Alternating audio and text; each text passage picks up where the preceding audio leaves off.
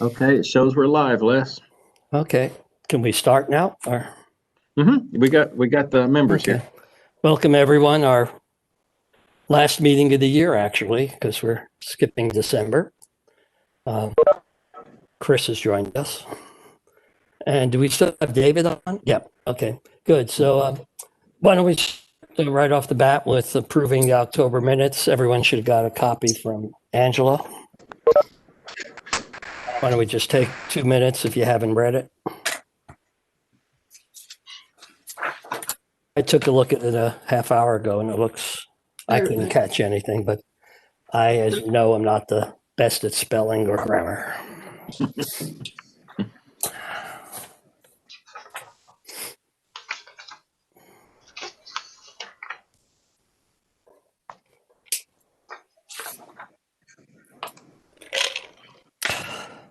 Anyone have any corrections?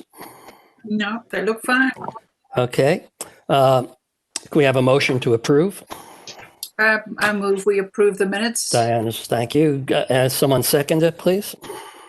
Second. Grant and Robert. Show of hands, all approve.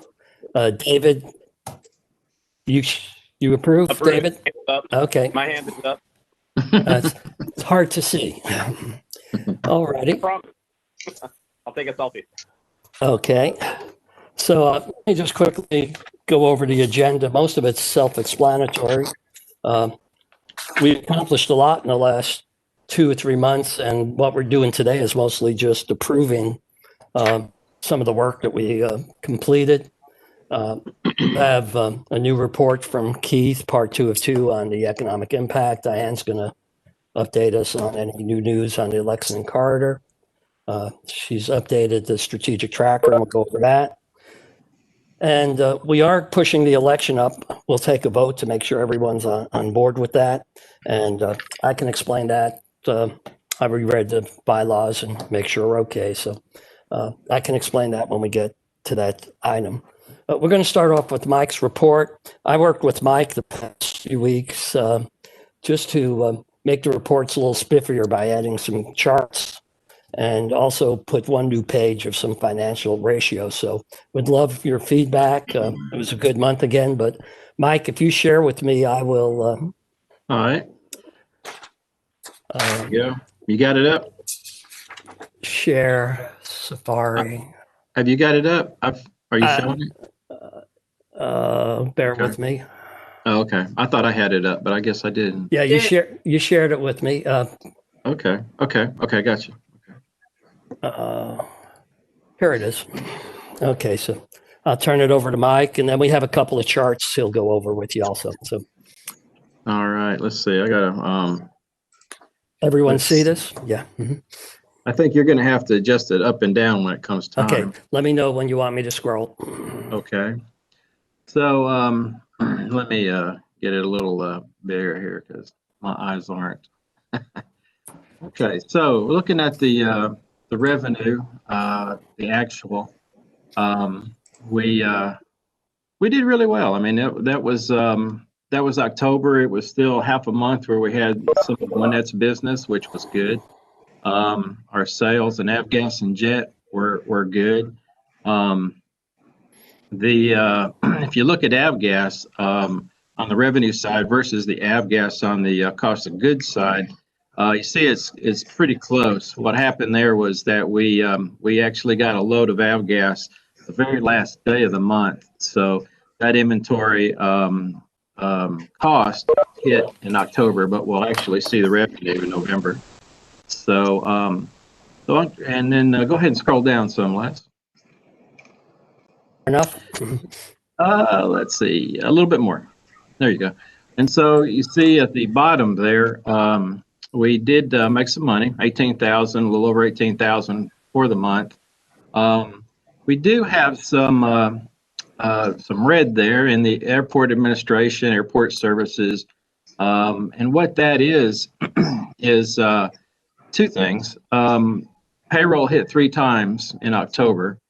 And so that shows up, and then also Dan Dembski, who left. If you remember that he retired at the end of September, He had roughly a little over $5,000, I think, in vacation that also hit, and that would have hit airport services. So that's the reason for the big, the big one, especially in airport services. But all in all, it was a good month. We made money. We're still looking good. A little bit about this month, it was a good month so far this month. You know, our corporate's still flying. We're starting to see an uptick in traffic. And, you know, we have UGA football, which will be winding down. But we will start kicking in the UGA basketball, which is good because they fly quite a bit, especially men's and women's.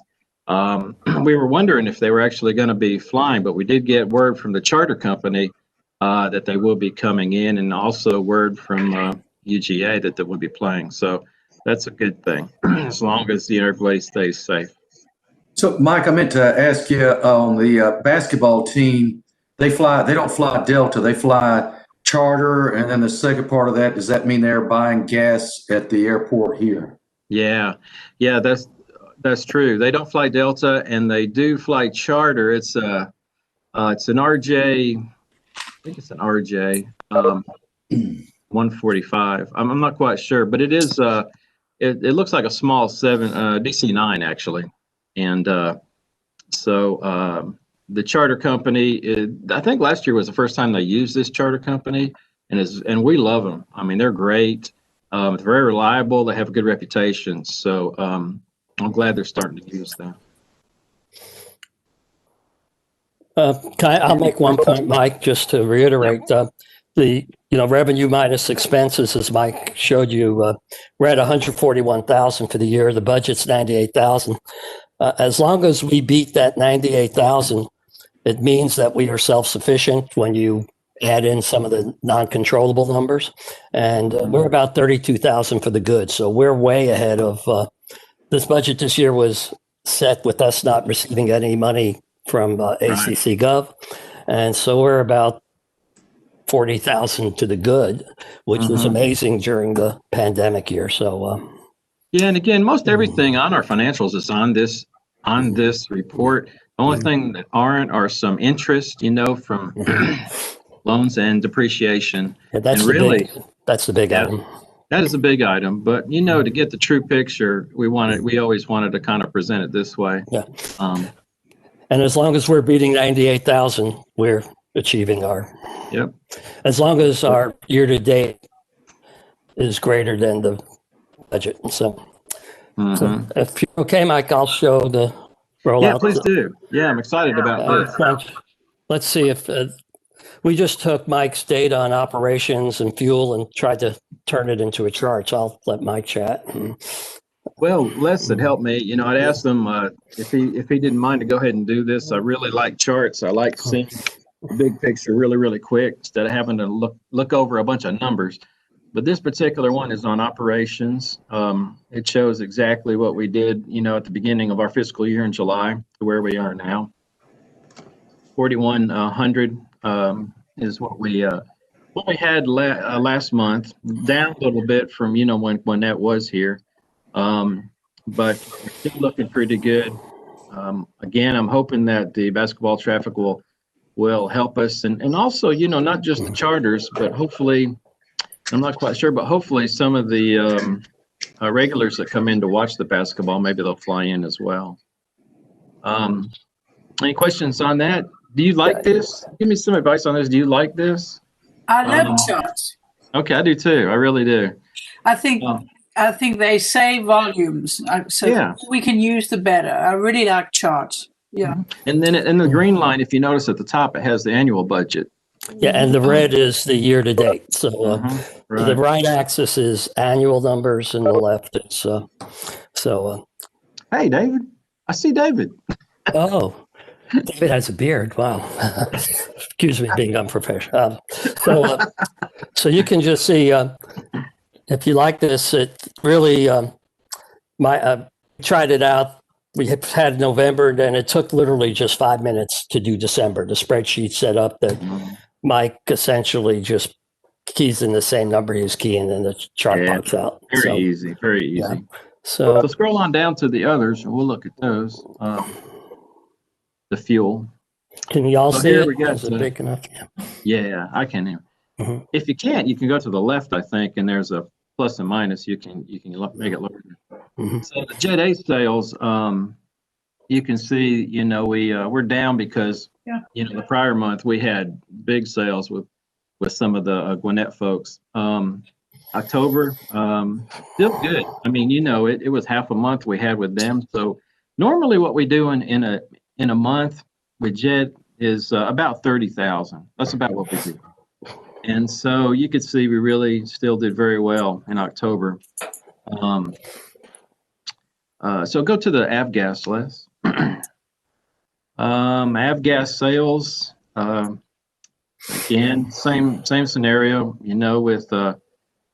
with September versus October, but still a pretty strong month with avgas.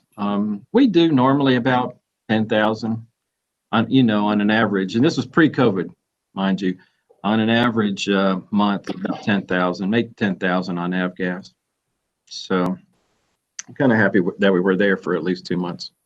And then there's this last page. I'll let you explain that, Les, because Okay, I haven't had time to really study That's this okay. one.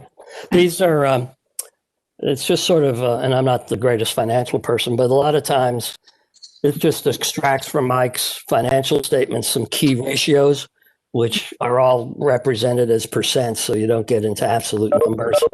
And these are some of the ratios that come out of the research the ACRP recommended. So one of the numbers we've been trying to track is our revenue increase over prior year. So it's a pretty traditional measure. Any store or retail would probably look at their revenue over the prior year.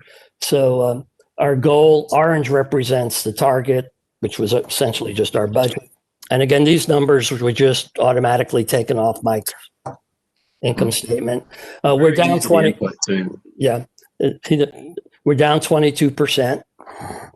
Good news is our operating income, though, as you saw, the 131 versus 98, we're 44% ahead of the bottom line. Our target was to be zero budget variance. The number, one reason we've gotten there, a class number that lets us benchmark against other airports if we choose to, is the ratio of revenue to operating expenses. Operating expenses does not include the cost of fuel. And this is how, one reason I think Mike's been able to make up the numbers is he's managing the expenses, even though our revenue is down. So we're running at about 231%. The target was 213. The other two numbers we're trying to check. Fuel is 80% of our revenue and almost all our not much our profit. Yeah, almost. But if we're managing the gross margin, in other words, are we not paying too much for this, or are we charging the right price? This number gets skewed a bit because of the way the county tracks inventory. As Mike said, we had all this fuel came in, but it counted as cost of goods sold, but didn't go against the revenue. So it will next month. So this number's on a month-to-month basis is a bit off, but for the year it'll even out. So you can see we are, in the past, we were actually running about a 26% gross margin, and the goal was 24%. And Jet A, that's been correct throughout the past months, 56%. So we're beating our target gross margins, which means that we are making the profit we budgeted on that fuel. Of course, the total revenue will be driven by the previous chart on the sales gallons. But if this starts going, we go way below our budget, it means we probably aren't charging enough for the fuel. Yeah. So it's just a simple way to look at it. And just to give you a little idea as to how we come up with the cost or the price, I guess the posted price is what we do. We look at other airports, probably 20 airports around us, and we want to be competitive. We don't want to be the cheapest, no doubt. We don't want to be the most expensive, but we do have a certain limit that we have to keep. Profit margin in order to make money and pay the bills. So, we try to be very competitive. We can't beat some of the smaller airports in our area, but we don't try because we've got a lot of amenities here that they don't have that we have to support. And a lot of times that's why people come in here, for our amenities. So that's kind of how we do it. We look at other airports, we look at our profit margins, we make sure we're meeting those, and then we adjust it accordingly. And that's something that I do and Angela as well. So that's kind of how we come up with our posted price. So when you look at our fuel, essentially, if we're beating our gallons sold and if we're beating our gross margin, we're just knocking it dead. So there may be one or two others, and Grant and Keith, and anyway, I know you probably better financial background than me. If there's some other key ratios, these essentially are just pulled directly off the spreadsheet that Mike showed you with all the numbers. And so he doesn't rekey any of this. It's just taken off those sheets. So hopefully this is helpful. It doesn't take 2 minutes to prepare. So if you can think of any other ratios, or if you and if you folks like this, I'll continue to do it this way each month and show the graphs and the because I like graphs. I like to see this. So everyone okay with these, or? Yeah, will you send them to us? Oh yeah, I was waiting until today, definitely. And this time I did it for Mike because I have a problem with Excel because I use Google, but I'm working on that. But next month, Mike and I went over this. Literally, he just puts in his financial report, puts in about 2 other numbers, and these charts will all come out. So, and when I do send it to you, you'll see the tabs on the bottom. So you just click on the tabs to see, the financial report, the operations graph. We'll rename these operations and fuel. Sorry, Mike. You're good. Okay. All right. So great. Yeah, if anyone can improve them, holler. So I now have to figure out how to stop sharing. You go to the top, and a drop down will come down, and then it'll to your left. I think it'll say stop sharing. Share. Or I can share. Yeah. I think you need to take over, Mike. Yeah. Okay. All right. Let's see if I can stop sharing somehow with you. I'm not sure how I can do that. Oh, geez. Without having to share something. Hang on a second. Let me try this. I can probably do this. Yeah, I only have choices to. Okay. There you go. Okay, gotcha. All right. So let me stop sharing this, and then we should be good. All right. So, as far as capital improvements, we're still on track for our March start for the localizer and the taxiway alpha projects. No change in that, so we're looking good. We're looking at also, the next phase of taxiway alpha, which there'll be 2 parts to that. We tried to get that in with this grant, but unfortunately we didn't get the grant money. So we have to request an application from the state for the rest of it.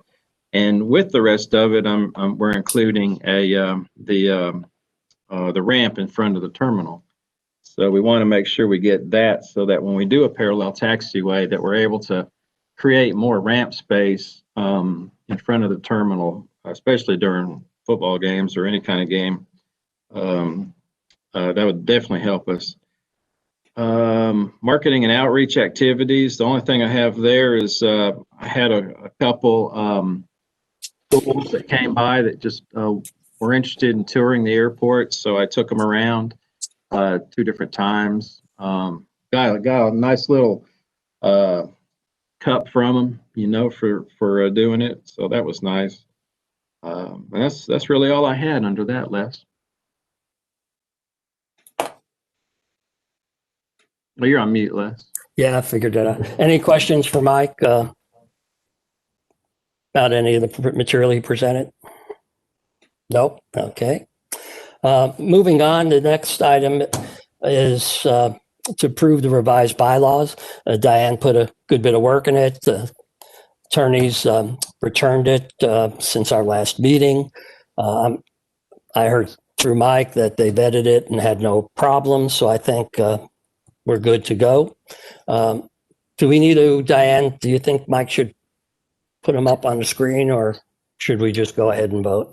Yeah, I think it's up to you guys. I mean, I think everybody's seen them multiple times. Yes, that's what I think. I'd just like to say, I'm really actually glad it took extra time, but I think it was actually a valuable exercise, because we can be assured that the attorney's office and the manager's office have looked at them. They know that every change we made, was transparent and sort of so I think it was a good exercise overall. If and when we approve them, then, I'll take out the yellow highlighting and then, we're good to go to post them. So I'm glad we got it done.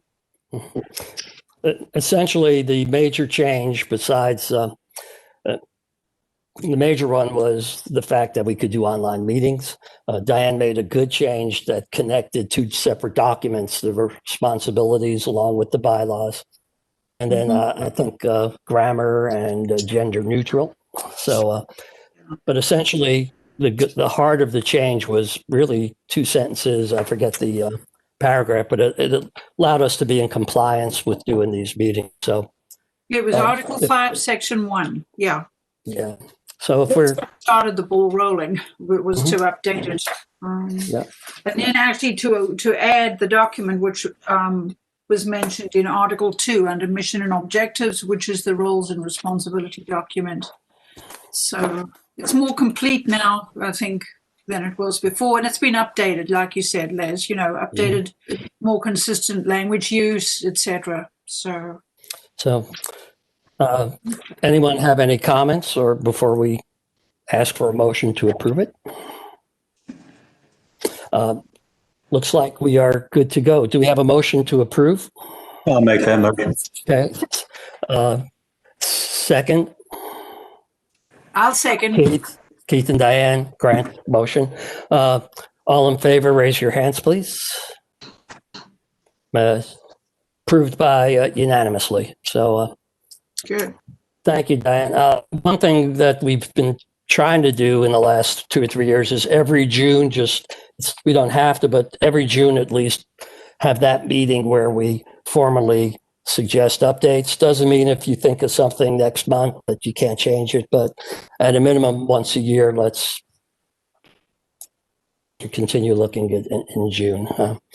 One last thing to put in perspective again, this document is subsidiary, whatever the word is, it's secondary to the enabling legislature and also the code of the county. So, all righty. Thank you, Diane. And Diane, you said you'd go ahead and unyellow it and we'll I'll clean it up. And then actually, because we post these on our website, don't we? Yeah. Angela, and make sure they get posted. Yeah, and I'll put it in Google Docs so everyone's got it. So, okay, the next one, I don't know what, I assume, Mike, you want to discuss. You've all seen it, a really cool document, the FY20 annual report. So I'll turn it over to Mike to briefly discuss it. Okay. Can everyone see that? Yeah. Okay. By the way, thank Diane, David, everyone, Keith. I know a few others who made changes to it. It's a lot better document than it was when we started. Yeah, but all three of you made some real good changes, extensive changes, which, Sarah and I appreciated, most definitely. So, so it's going to be our 2020 fiscal year annual report. Again, if you remember last year, we did something very similar to this, used last year's numbers, but it was more of a test, a draft, an ongoing draft, working copy that we could, kind of mull over and change if we needed to, and then made this year the year for this annual report, and then ongoing years as well. Sarah did a real good job, I feel. She's made a lot of changes that were by the recommendation of Diane and David and Keith. So I think all of you probably has seen it. Just kind of scroll on down. but it's got some really good information. Very similar to last year. We used a lot of the GDOT numbers too that we got. So some good pictures. Next year we'll also have some additional pictures and some more information on the projects coming up. You know, and a lot of that information in next year. So that one there, let me show that one there. This picture here was, I think that was the Notre Dame, but that's in the grass. That's normally where we park a lot of the general aviation airplanes. And of course, they have no problem with that. We don't dare park any jets in there, of course. But anyway, so we're happy with it. It tells a good story about our airport. I can't remember who. I think it was David maybe said to add this. You know, at the end, the people. Was it? I'm sorry, Diane. It was Diane, which I thought was a really good idea. To add all of you. You know, we got to give you guys credit. You don't get paid for what you do, and you do a great job for us. So I appreciate that. So we got to show you off as well. But anyway, do you have any questions on it? Well, remind me, Mike, where is this going now? To whom is it distributed? This will be on our website. It'll be distributed to the community as far as the chamber, economic development. If Blaine and Josh choose, you know, the mayor and commissioners, it will go to Jeff Montgomery for him to decide how he wants to distribute it on his end. So it really goes out to whoever we feel like would benefit from it. Yeah, let me ask you, copies? What's that? Sorry, I said, are you going to put hard copies as well, or some? Yeah, we're gonna print copies for Todd. Is that what you're saying? Yeah. Yeah, we're gonna get some copies printed through our ACC printing shop. Okay. And then distribute them that way, right? So, Mike or anybody is outside of the distribution where we're handing it out, which is great. With any of those that you mentioned, any of those parties or people, should there be any other, discussion about this or any engagement, or just basically distributing them out? Is that all we need to do? Is that the way it should work, or should there be, or would we expect any kind of discussions or something to kind of take it a little further? No, normally we just distribute it. It's pretty self-explanatory. I'll get it to GDOT, and I mean, they're familiar with seeing things like this. I'm sure the chamber are too. If they have any questions, they'll definitely call us, but normally we just send it out there. Everything's pretty much laid out where they should be able to understand it. Yeah. Keith, our plan when we talked about this last year was to print hard copies and maybe even put it in places like the lobby of the Chamber of Commerce, put it in, maybe realtors would be a great place to put it, new people Realtors coming to town. I think Mike has talked to me in the past about put it in the Classic Center. So again, this was all pre-COVID. Again, how much that makes sense right now, but yeah. And at that time, we were going to different things, Keith, like the Rotary, other things like Exchange Club, all that stuff, Ollie Group, we're going to all those things. And we were, giving this out as well and answering a lot of questions. Unfortunately, we don't have that, that luxury anymore right now, but it'd be nice if we could get out there and explain some of it. So this is not a point where in the year where this triggers a kind of in-person visit with the mayor or any commissioners or Josh or anybody. And I'll leave that up to Josh and Blaine. They may. I mean, there's opportunities for us to get in front of the mayor and commission, and if they feel like this is something that maybe we could do, then I'll leave that up to them for sure. Yeah. Okay. And again, hopefully we'll have this on the Facebook page as well as the website. And Mike, is it okay if people like, I'll probably finally post this, maybe economic impact on the Friends of 5 Points. Are we okay to, on our own, you think, post this, or should we work through you? Let me get with Jeff Yeah, find You know, out. Jeff, I like to kind of go through Jeff and let Mhm. Jeff make that determination, and I'll Okay. let you know. Okay. Just before we move, I thought I heard someone trying to add in a comment, maybe before listed just now. I don't know.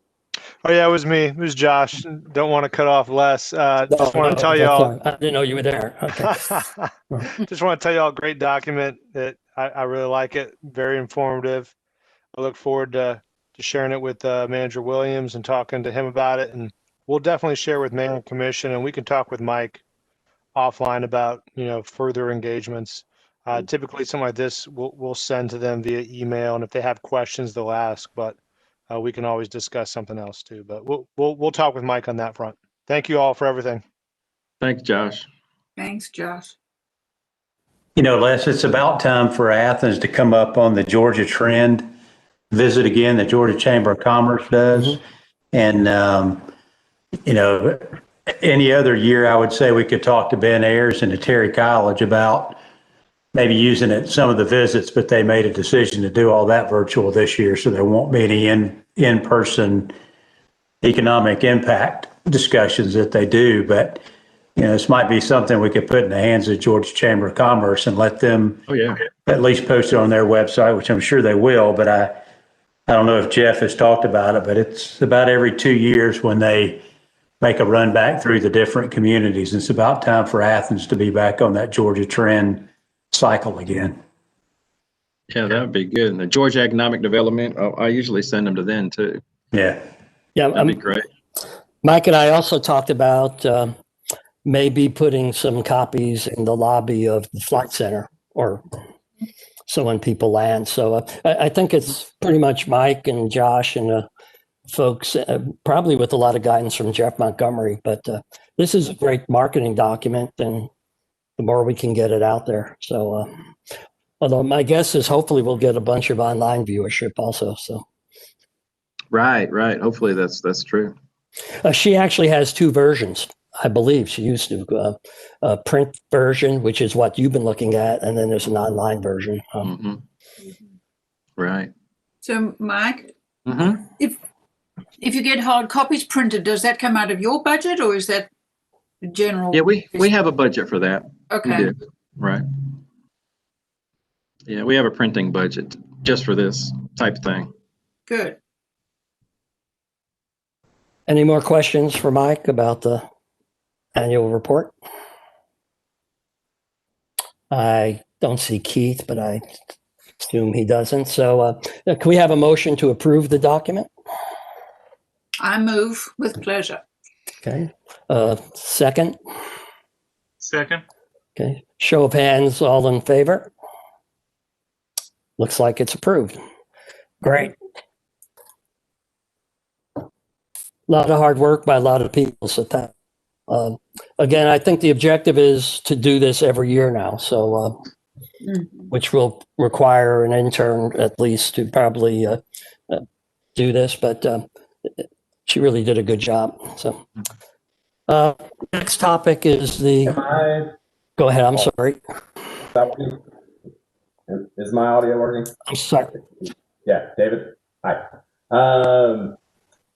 As far as the sharing goes, if the airport shares it, as far as social media sharing goes, if the airport shares it to their social media pages, Facebook, and then we all share from that, that's most beneficial to the airport's Facebook page. Okay. That would be, I tried to interject that earlier, but that's going to help the airport get the most use. Yeah, that's a good point. Yeah, thanks for bringing that up. That would be the best way for us to go about doing that. And also, once it's out there on the airport's page, then we should have free reign to do what we want with it. So David, we would just, if I go to the post when Mike or Angela or Sarah share it and then post it, I can just hit share and it goes to all my, okay. That's all we got to do. Okay.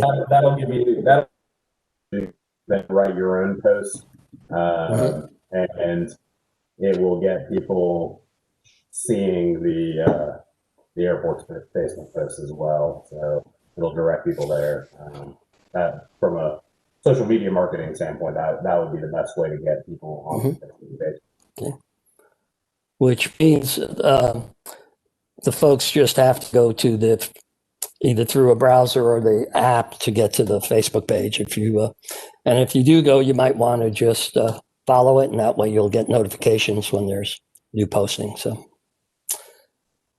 alrighty, Mike. The next topic is the strategic results performance measures, similar to the bylaws. I can show these, but I sent them out. I went overboard. We've been working on this with Josh and Bain and I, and a few folks. We had too many measures, but we got it down to one measure for every strategy. So for every strategy, like we want to have 10,000 plane passengers a year, that's the measure. So I think the plan would be to take these. We ended up we have 10 strategies. We have 11 measures. One of them has 2 measures, the customer service. But nothing's changed since the last time. I've reviewed these again with Mike, and if anyone has some ideas how to improve them, otherwise the plan would be to approve these, and then Mike will work with Josh to get them into the ClearPoint system. So do you want me to project these or keep it simple? And No, we've seen them. I think so. Can we have a motion to approve those? Keith, anyone second? Diane, show of hands in favor. Okay, unanimous. We are approved, and so Mike will carry the ball from here. Yeah, with Josh. we're actually set up. I'll send these to Joseph downtown. We're actually set up to go ahead and go to a training. So we're going to get going on this very quickly. Actually, Angela is. He'll be our go-to. All right. Okay. Next topic is, I think Keith and Diane are gonna, and you've seen the document. Thank you both for pulling that together.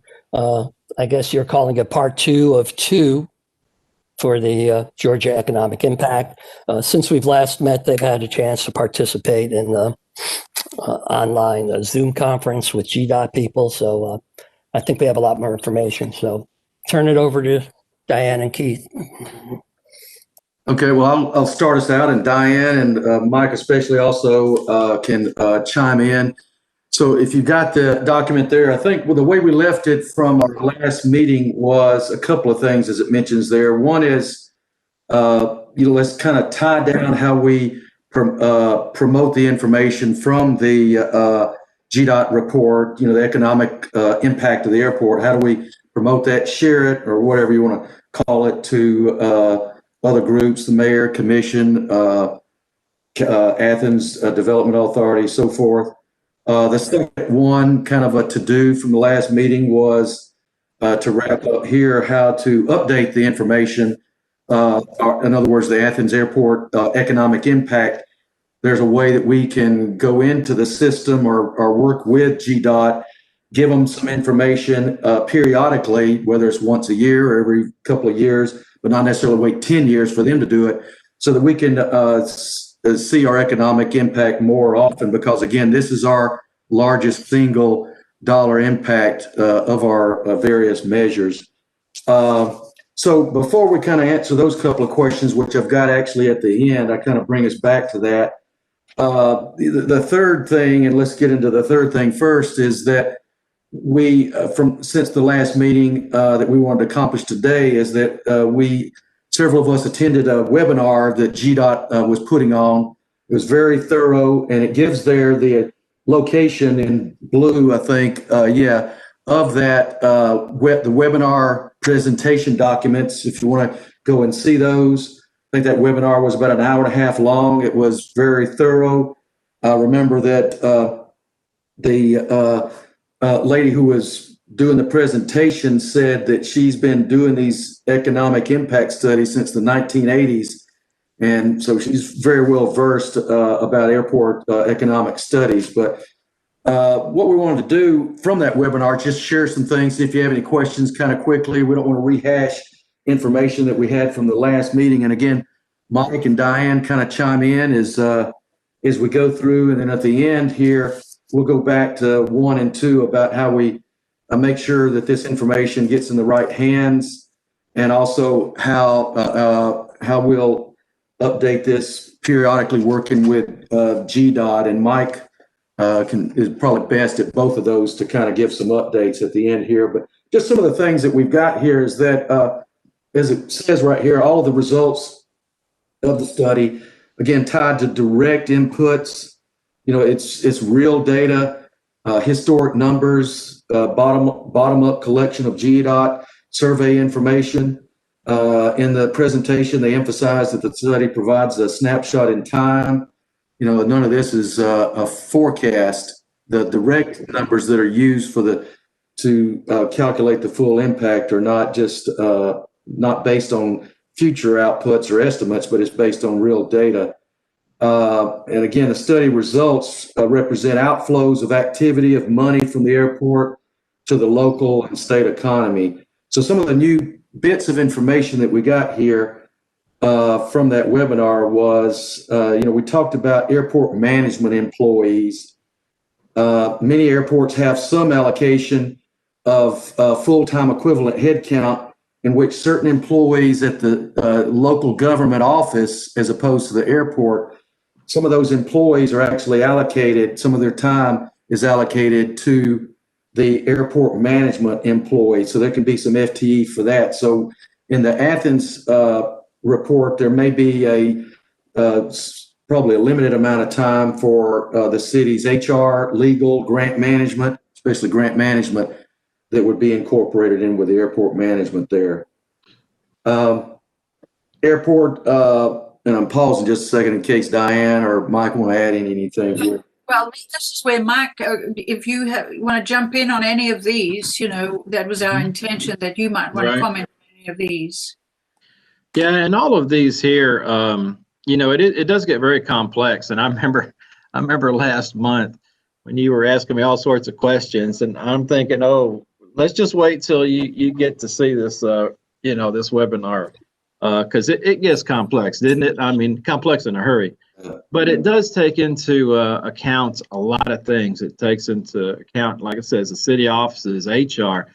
I mean, not only that, but I would think our tower. I mean, to me, that's a big part of it as well. But anyway, it does get complex. But go ahead, Keith. Next year, one of the things that was an update is the airport business tenants.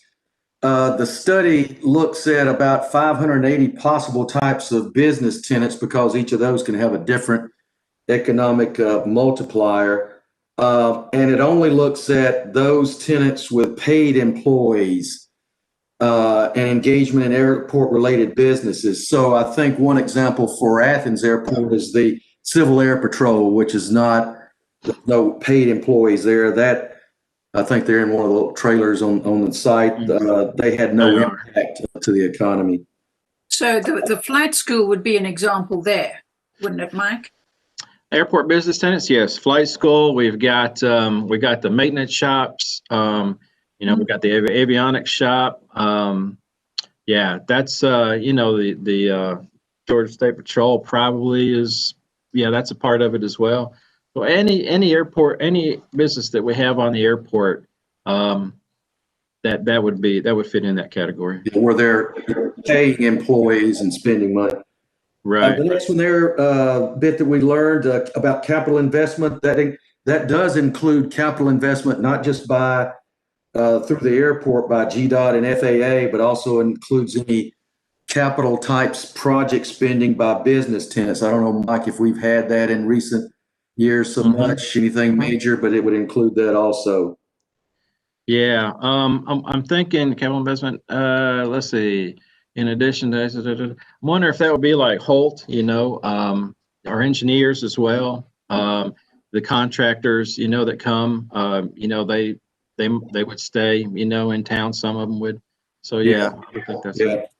And she emphasized on that one that, for that, they're focusing on that 5-year average, 2015 to 19. So you may have some or an airport may have a given year in that 5-year period where there wasn't any activity, and that was a very common thing they had to clarify, that it's a Right. 5-year average. So, Yep.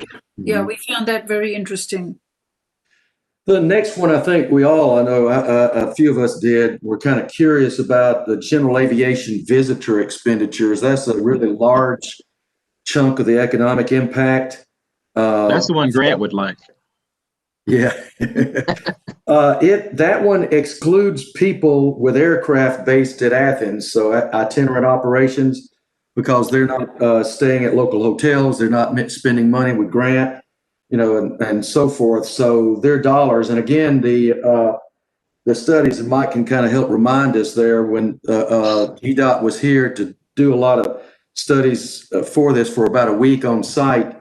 They looked at a lot of information, including flights, and they were able to tell, where the flyers and visitors were from. And I think also our tower helps with the credibility of the information too. They do. They do. Just as a quick bit of information there, the number of visitors per flight is calculated by taking, and they had a slide on this, it takes the number of weekly aircraft arrivals by type of plane, then uses a preset average number of passengers for each of those types. And I think there's about 3 types of planes that they're looking at, or 3 types of sizes, excluding jets.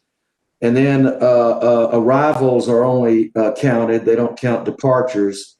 So they're not potentially double counting, I guess. And then again, this visitor surveys provided a lot of the data for overnight, day stays, spending, et cetera.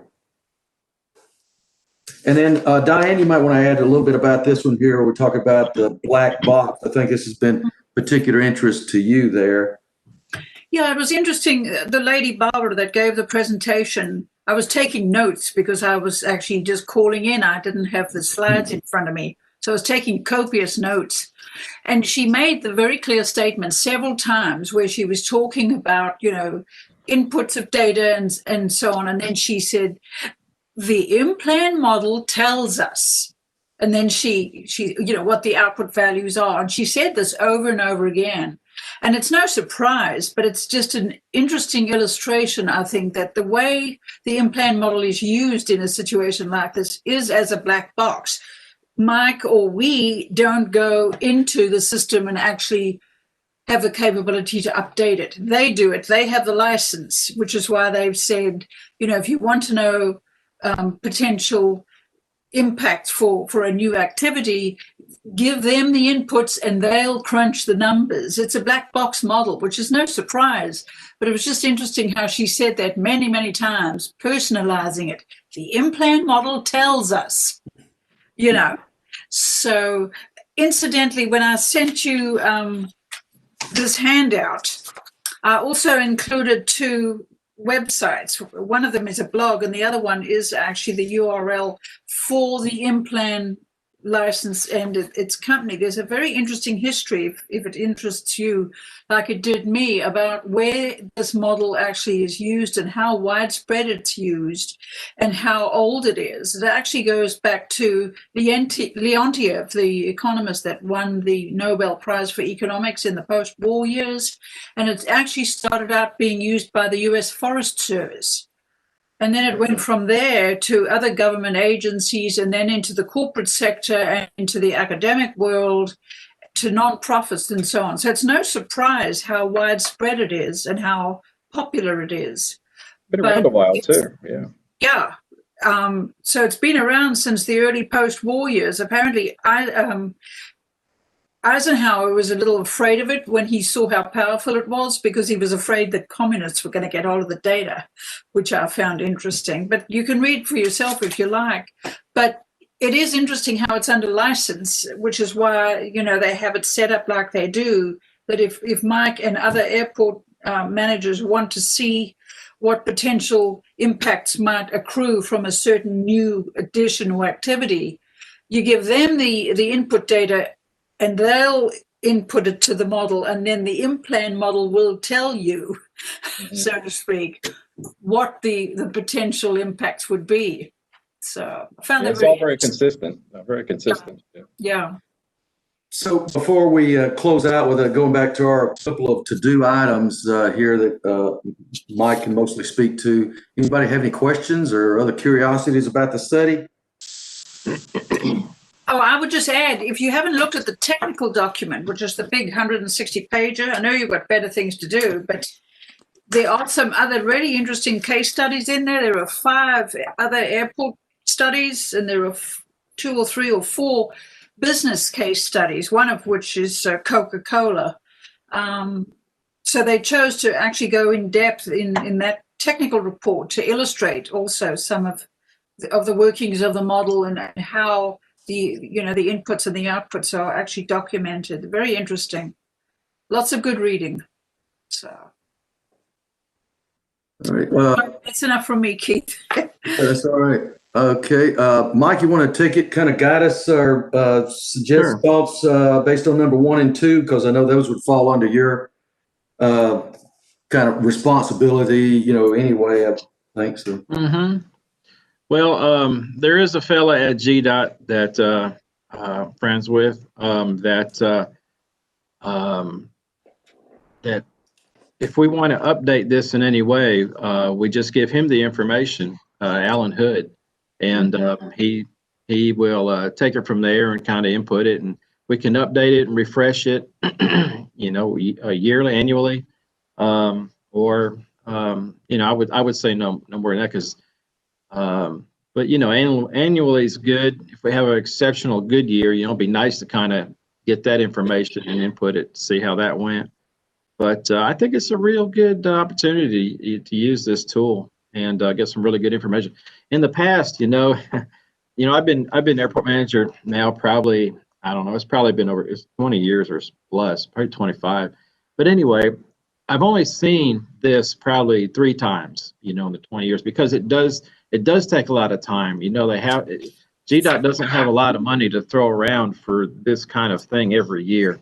And so it does take a lot of money. They have to hire, an outside vendor to do it. They have to get with all the airports, and it's very time consuming, very expensive. Like Keith said, and this is the way they do it.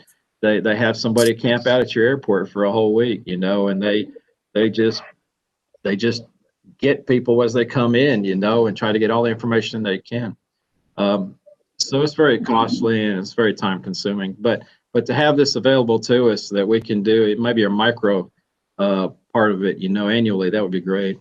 They also mentioned, remember in the webinar, they also mentioned that we could potentially, if we have some big potential project or maybe a new tenant or something to assess, I guess they could, your contact, Mike, could help work with you to do an assessment just for a major project to see what that project might mean as far as economic impact for the area too. Yeah, that'd be beneficial for sure. And then, Mike, what do you think as far as on item number 1? You got any other thoughts? I think you mentioned a little bit last time about your plans with sharing the GDOT study with the county government. Some others. Yeah, I already shared it with them. I sent it to Blaine and Josh, and that's the protocol really, is to get it to Blaine and Josh and let them share it with the mayor and commission. And that's been done already. And also Jeff Montgomery, I sent it to him, and he had touched base with me not too long ago about sending it out as well to other things. So yeah, that they've already got a hold of that I'm aware of. All right. Any Mike, anything else you want to add, or anybody have any questions or other suggestions? Good. Well, I was going to say, I assume, David, we could do this, and Mike, I know this was posted on our Facebook page, so I didn't even think about it. So we can go ahead and share that post. Is that okay? Mm-hmm.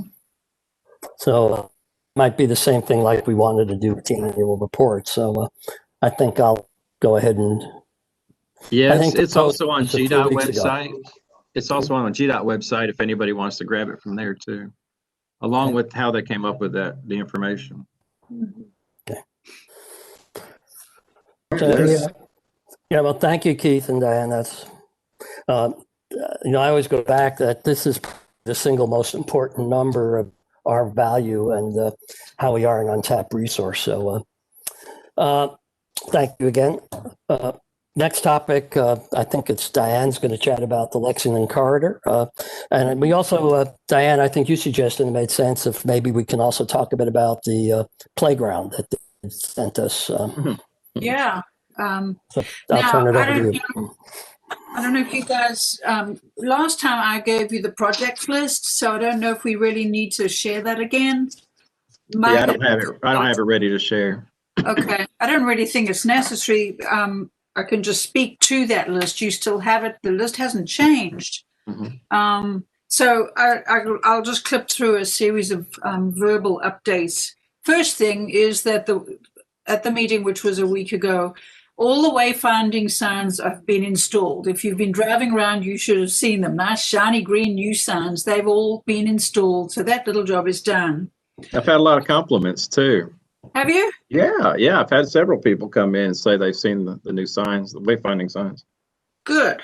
So that was a good example of how, Mike and I pushed. And, I appreciate the fact that this lost people and the manager's office kind of took the message and then actually acted on it. It's a small thing, but it's important. I would like to say too, I appreciate, the traffic department at Athens-Clarke County. They really took it. Derek was lost, but the traffic department really took it. I went out with them. I showed them all the locations. They marked them. They spent several days on it, marking them. Then they were located, and then they went back out and installed them. So they did a great job, and they communicated with me very well as to, if they had questions. Well, should we have it here? Should we put it there? And even suggestions. So I got to give them kudos. They really did a great job. That's good. Yeah. On the projects list, the one big development is that all the cost estimates are now in place. The only cost estimate we don't have is for the monument sign, and they have actually asked Mike to come up with some ideas for a design and also for a rough cost estimate. So the good news is that the project for an airport entrance on Lexington remains on the list, as well as with a cost estimate for that. There's a $3.6 million tag attached to that. But the point is that they're also now looking not at just ACC funding, but actually also additional funding from other sources. So we've got all the cost estimates, and then the next thing was going to be for another phase of public input. But they've actually, the mayor and commission, apparently there have been several individuals that expressed concern about asking for public input over the holidays. So they've pushed the public input phase to after January, probably February.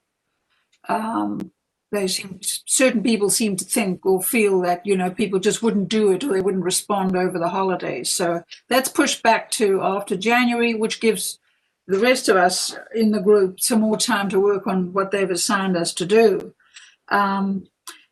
They want us to actually work hard with them, and we are already aiming for a joint work session of the Mayor and Commission the first week of January, where we refine our priority rankings of the projects, and we actually also work with them to present in a clear manner for the public each of the projects. You've got all of those on the list. They've got beautiful maps and diagrams developed for all of them, but there's some concerns about how the public will actually be able to understand what is the project, where exactly is it, why this or these projects, not others. There's quite a lot of work to do to actually articulate the information clearly to get public input rather than just have people sort of get stuck.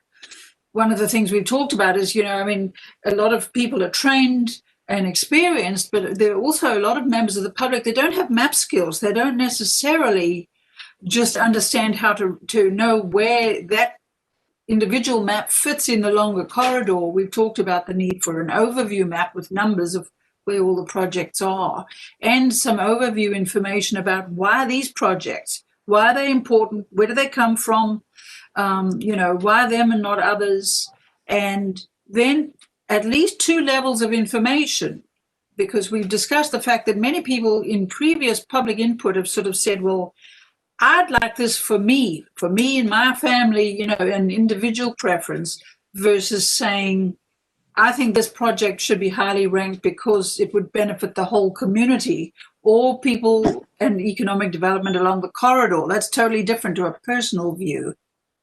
So the timeline is that the project data sheets that should go to the mayor and commission should be finished in January, and then there'll be another round of public input in February before the thing is finalized. So it's kind of, slowed down by a month, but I think we're going to need the month to actually do that homework on how to actually present the data for really meaningful public input. They're also struggling with, and we've been posing those as questions about how to get the information to the public, given that no public meetings can be held right now, not, like they used to be. But they're looking at various options for that, not just putting them online.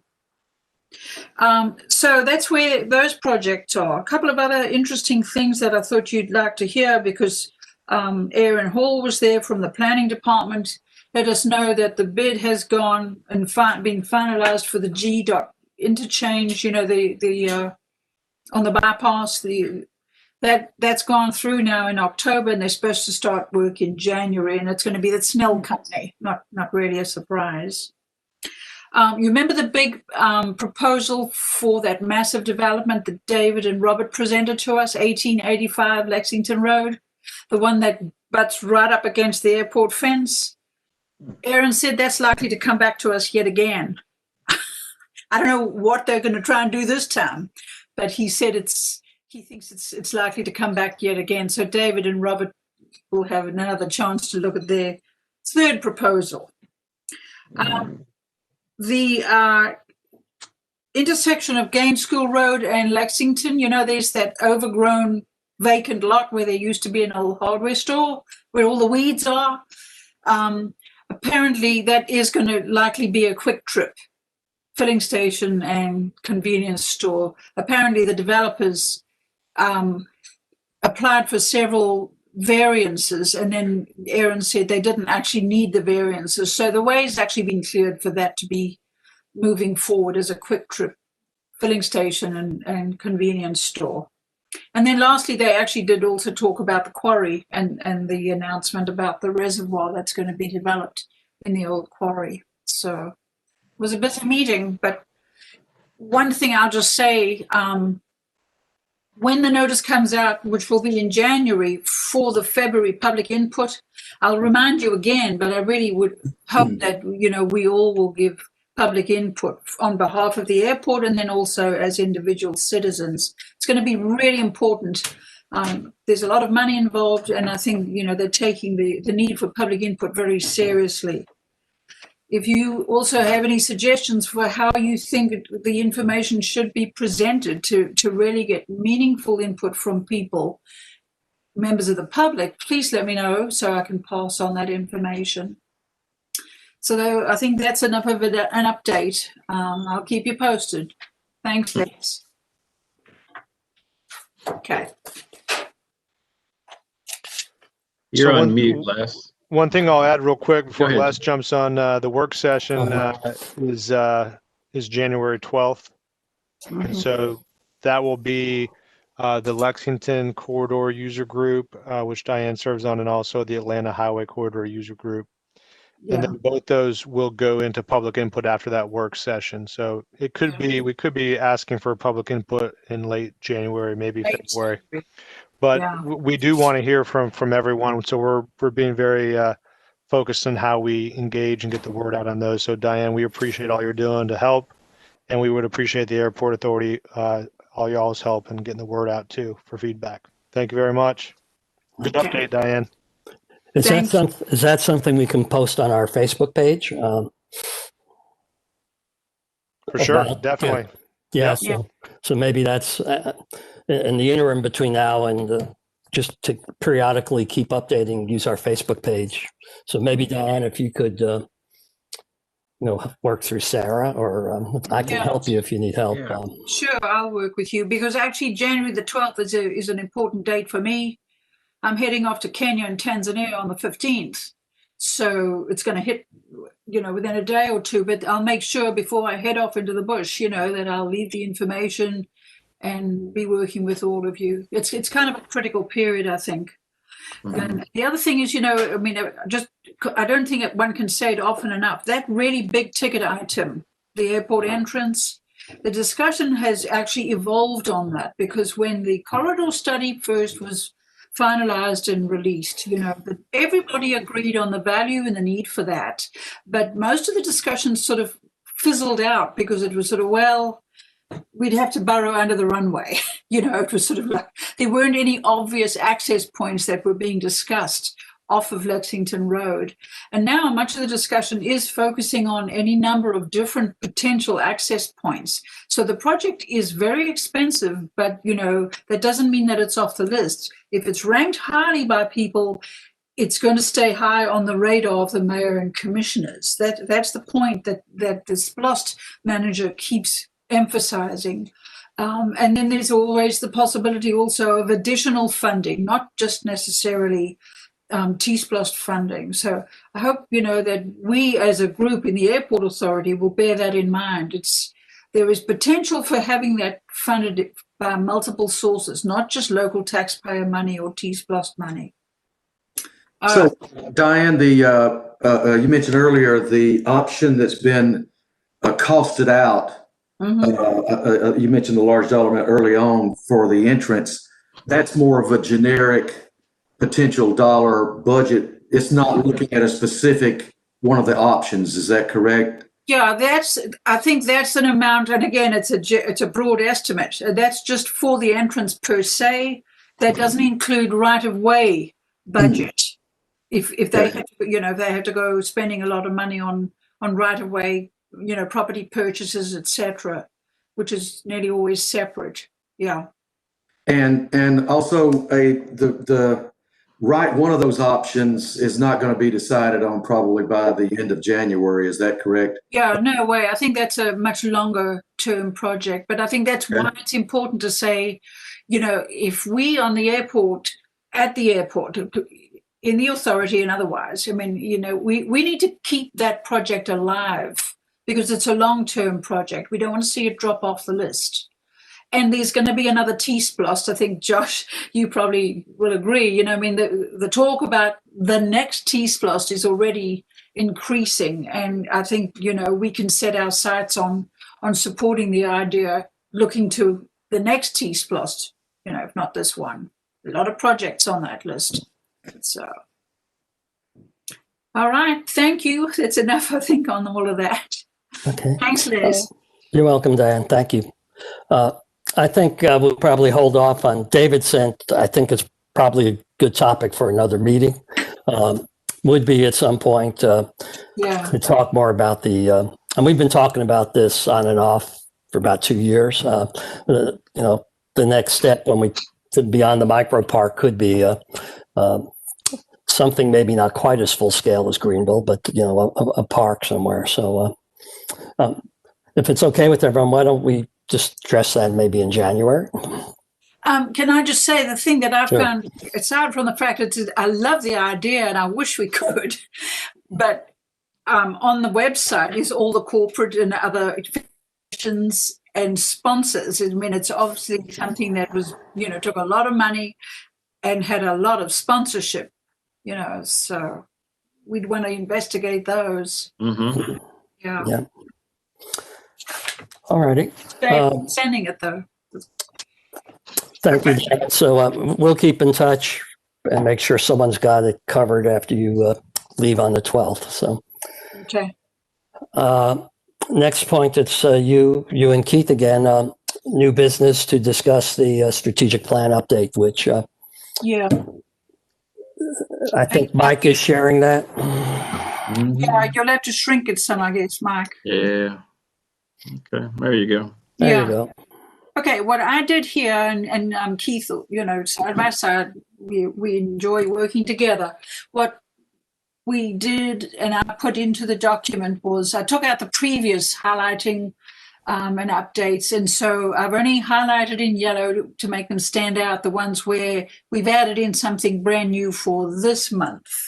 And if there's brand new wording, I'll put it in bold print. So the first set is the goal 1 set.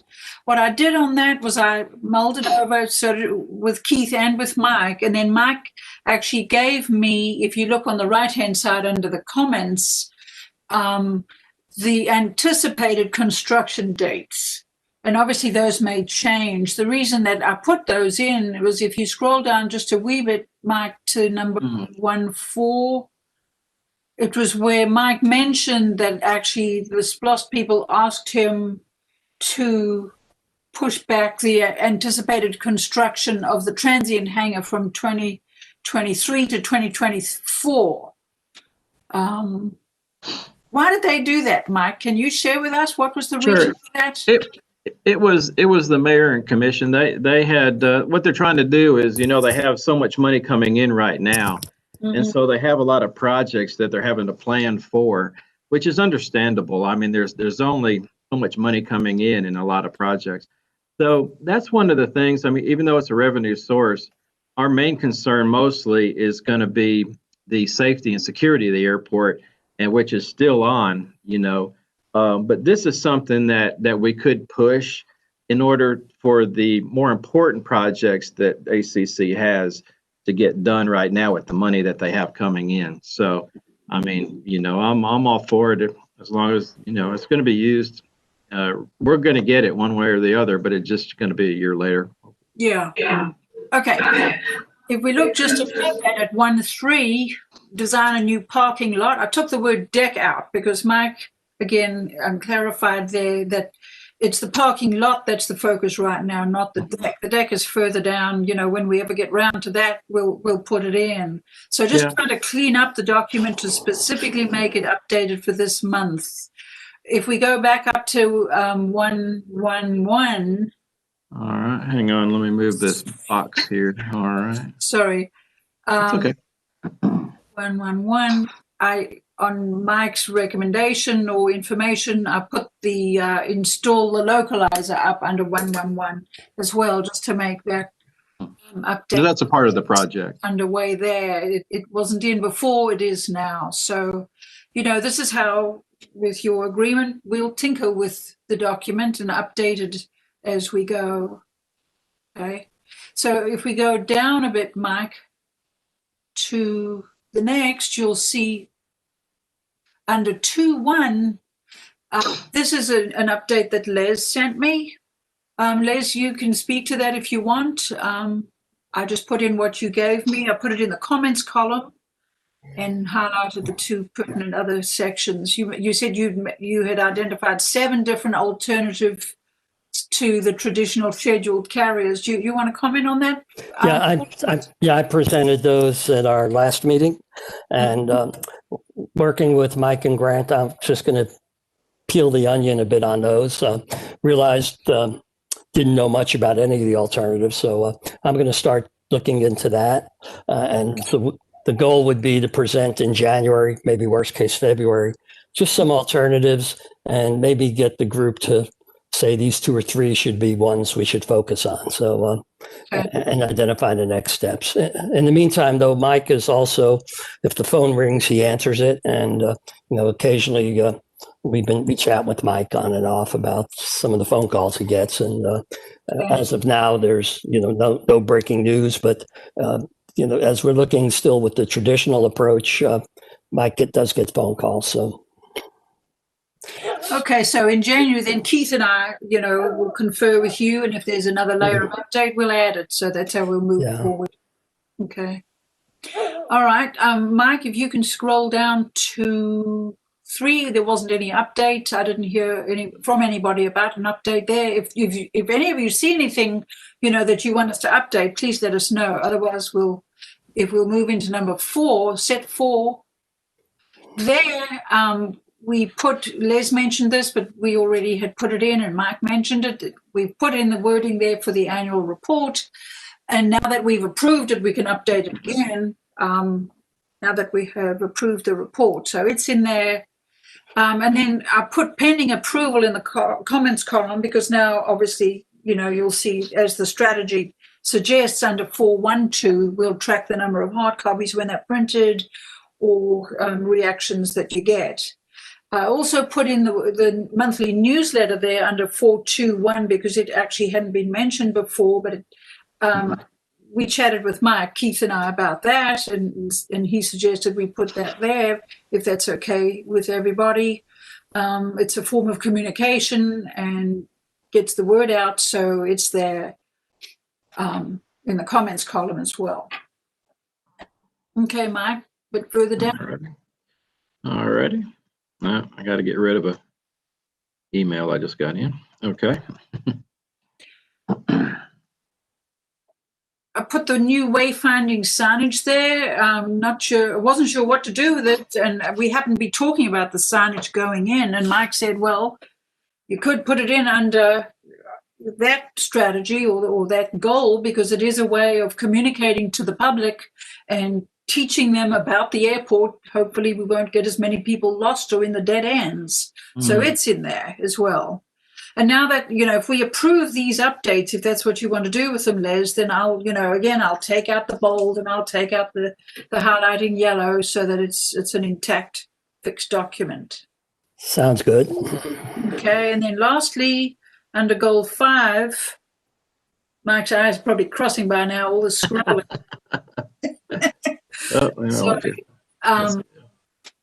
Actually, just go back up. Right. Yeah, just go back up to this one on the Clarke County School District, potential partnership and so on. I put status to be determined in the comments column because, Keith, that was a question you asked about, what the status of it was. I presume and hope it isn't dead completely. So I put status to be determined because maybe it'll be resurrected again at some point. I don't know. If you want me to, portray that in a different way, let me know.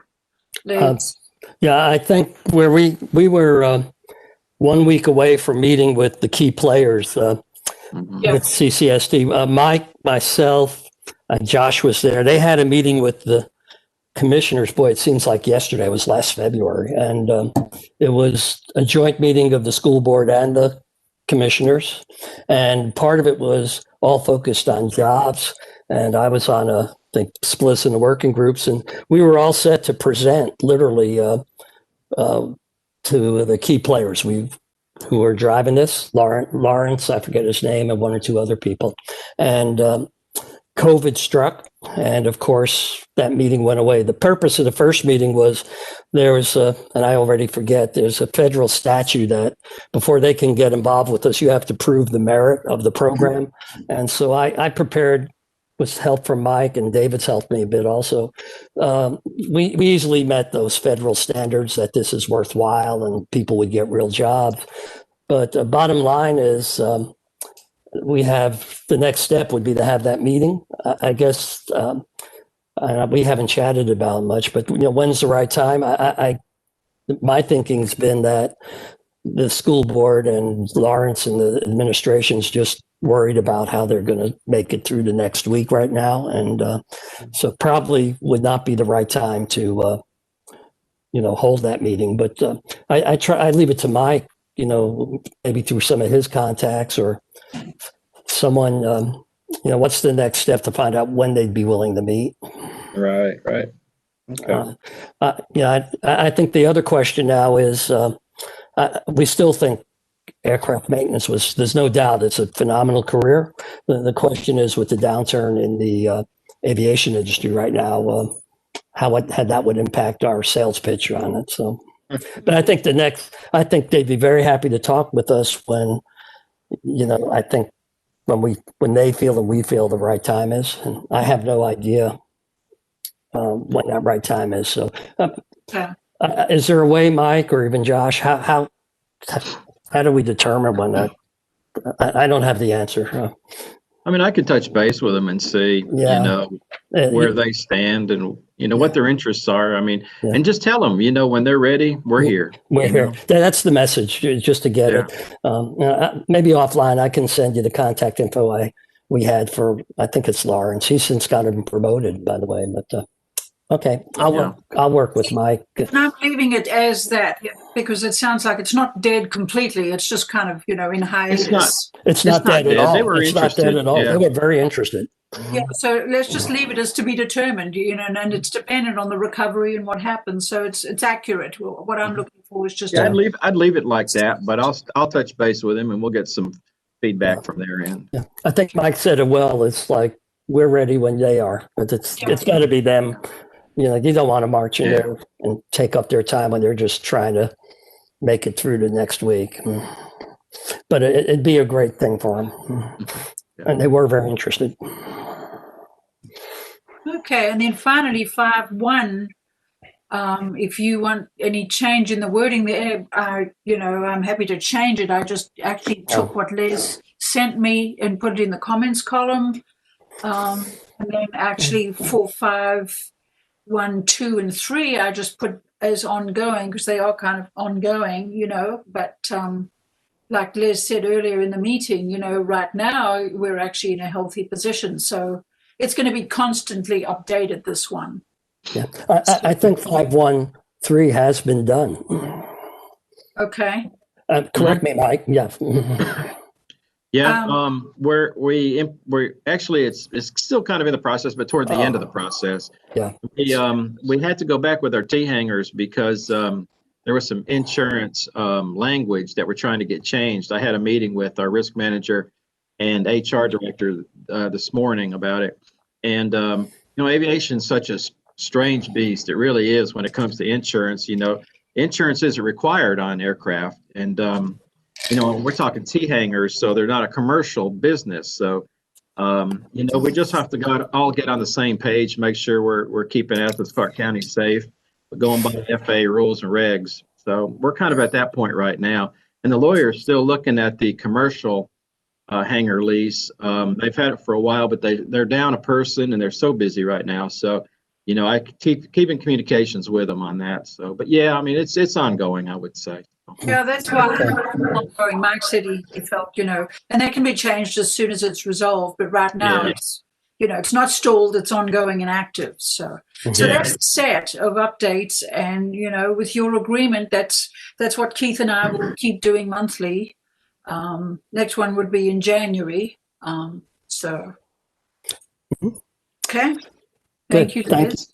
Thank you, Diana, Keith. And, maybe your guys' call, maybe it's done quarterly, but because most of the initiatives are by quarter. So, well, we can report them quarterly, but I'll probably just keep plugging away at it every time there's an update. I'll put it in. I would too. I wouldn't wait quarterly on at least working with it. At least, and if something needs attention, obviously don't wait. Maintain it at least. Yeah, maintain it. Well, thank you, Diana. Appreciate it. You're welcome. One last new item of business, and let me just tee this up. Mike and I were chatting about the charts, and he brought up about a week or so ago that, but you mentioned, Diane, you're not going to be here in January. And he felt, and I once he explained it, it made great sense that it would make sense to have a full quorum for the elections. And we know we had one today. So we floated the idea of doing the election for the calendar year 21 chairman and doing it at this election. So this way we have everyone here. I went into the bylaws and they're a little mushy on this. They really pretty much say you should do it in January, but you can delay it. They don't really say about moving it up, but I think we're fine. What I think we all do have to realize, the tenure of the chairman is for the calendar year. So we can hold the election. I think we should go ahead and do it, pending your guys' approval. And then the new chairman and vice chairman would take effect January 1st. Okay, because the tenure of the chairman is for a calendar year. So I guess we're looking for a motion that we should go ahead and hold the election for the calendar year 2021 chairman today, with the chairman taking office January 1st. I think it makes sense too, Les. Good. Thank you, Keith. And this would be for vice chairman also. So do we have a second? Second. Okay, show of hands if everyone approves. Okay. So we're going to go ahead and do the election. What we need is, first of all, is anyone interested in running for chairman for 2021? I've expressed interest in willingness to do the job. That'd be appreciated, Diane. And I think you'd do well. So we have Diane. Does anyone else want to throw their hat in the ring? Looks like no. So can we get someone to nominate Diane? I'll nominate Diane. Okay. Someone to second it? Second. Robert, on a show of hands, and Diane, you can vote. All in favor, Diane? Looks like it's unanimous. Congratulations, Diane, and I'll do everything I can to help with the transition. I think we can call you president-elect, if that's okay. Chair-elect. Yeah, chair-elect. Unless there's a GSA, Josh may have to check. So, no, but congratulations. A good year. We need a vice chairman. Anyone interested in that? Vice chairman's job primarily is to run the meetings if the chairman's not there, but pretty much to be the, it's almost like the chairman-elect for the next year, and to just help, sort of fill in and really do a lot what the chairperson does. So it's. Well, since I think the only other one who's retired, may have a little time to help with Diane and all. I mean, unless someone else, would be interested, I would definitely help if needed. But I'm sure if there's anybody else, definitely speak up. So, thank you, Keith. It's appreciated. Anyone else? Looks like no. Can we have a nomination? Someone nominate Keith for vice chairman. Diane. Second. Nominate Keith. Robert seconds it. Show of hands. David, okay? Unanimous. Congratulations, Keith. You are now the vice chairman-elect. And hey, Les. Yes. We also have to nominate or vote on the secretary. Yeah, I was going to embrace that, Mike. Okay, good. And of course, Angela's good with it again. So I read over the bylaws. I have them, and what it says is under section 3, which says the duties of the chair, and the chair says here the chair is to appoint a secretary. So, really? Okay. I was with you up until about 10 o'clock this morning. So, and if you recollect, I screwed this up last year. I don't remember that. I don't remember. Of course, I was new. I didn't know what the heck was going on anyway. We had to redo the election in February. So, but it does say here, appoint a secretary. So so at the meeting in January, there's two things. You appoint the secretary.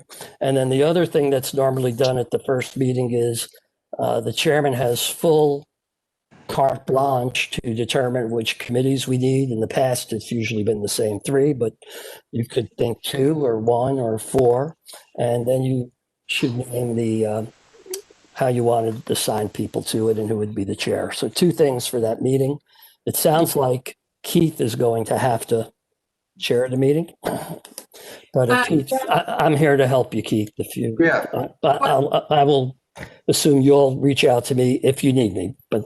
Otherwise, the meeting would be on, I think it's the 24th of January. Yeah. Mm-hmm. Okay. I'm leaving on the 15th. I'll be in touch with you, Les, probably, and Mike and Keith. Yeah, Keith. About, the 17th, and then I'm heading off into the bush where there's no contact. So I think, in keeping with the bylaws, Keith will run the meeting, but we'll have all the homework done and ready to go before I leave. So it'll be okay. And you will be the chair effective January 1st, if I read the bylaws correctly. So I think that's correct. Yeah. Asking you to spend some time on transition stuff with me. And at this point, I actually would also just like to say thank you to Les for all of his hard work and investment and dedication and frenzied devotion. So I think we do owe you a vote of thanks for your very hard work and investment. And so, between now and I guess the 15th of January, I hope you'll work with me and I'll be with kids. I'll Big just, yeah, I'm here, Diane, and thank you for the kind words. And just you reach out to me, and then, just I'm around. I wish I was going somewhere, but I hope I'm going somewhere. Okay. If I'm not going anywhere, I'll be running the meeting, and I'll try not to cry. But no, but I think tried to, and obviously we need some fresh eyes, so feel free to. But I think we've got the roadmap with the strategic plan, and we have a lot of exciting stuff still to do. So want to thank everyone, Mike especially, Angela, she's here. But so what we've got is, I think you just say at the January meeting, I appoint Angela. I assume she's willing to do it again. She said she was. She's on vacation this week. Yeah. Yeah, she said she's willing. Yeah. And then just between now and then, just reach out to who committees. It's a chance to do a fresh look. Do we need all three committees? Should one be split? And good. So thank you all, and everyone have a great holiday. If something comes out between now and January that requires anything, we can always work through email. I doubt we'll have to have an emergency meeting. So, all right. Okay. Happy So Thanksgiving, everybody. Okay. Yeah, happy Thanksgiving. Thank you so much for your time. Yeah. Thank you. We need a motion to adjourn. So moved. Second. And okay. Show of hands. Okay. Happy Thanksgiving, everyone, and I'll see you next year. Okay. All right. And Diane and Keith, hopefully before, I'm around to this. Okay, thank you. Don't be too lonely. We're going to ask you for help. Yeah. See you later. Okay, Mike, I think has to end the meeting. Yeah.